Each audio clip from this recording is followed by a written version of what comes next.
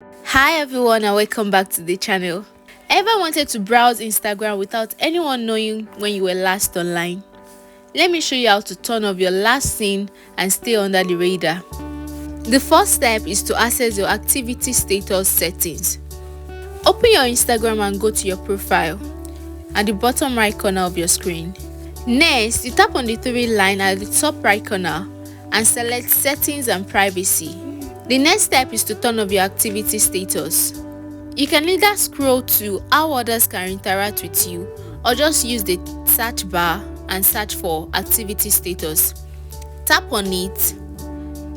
The next step is to joggle off the show activity status to hide your last seen and online status.